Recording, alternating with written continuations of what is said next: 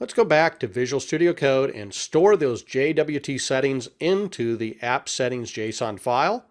Let's create the JWT settings class and create the method to read those settings. Our first step is to open appsettings.json. And as you can see, they've already got a couple of different settings in here, but we're just going to add a new one to this object. And it's going to be called JWT settings.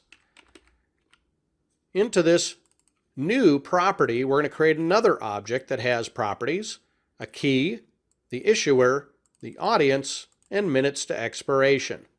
Now the key can be whatever you want. Please use some sort of very long, convoluted string so no one can guess what this secret key is. The issuer is the URL of this web API project. The audience can be whatever we want to call it. In this case, I'm using PTC users. And how many minutes till this particular token then expires. Next, we need a class to hold all four of these. So come up here to the model folder, right mouse click, and create JWT settings.cs. And this is where we'll create the public class JWT settings. We have a string that's the key, a string that's the issuer, a string that's the audience, and finally an integer property, minutes to expiration. Open the startup.cs.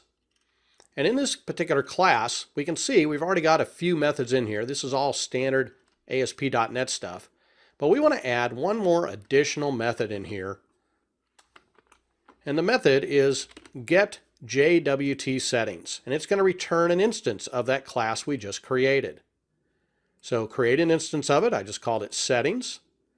And we're going to set into each of those properties whatever we get from the configuration file. So we use the configuration object, JWTSettings:"key, configuration object, JWTSettings audience, JWTSettings issuer, and for the minutes to expiration, just make sure that you convert that to an int 32.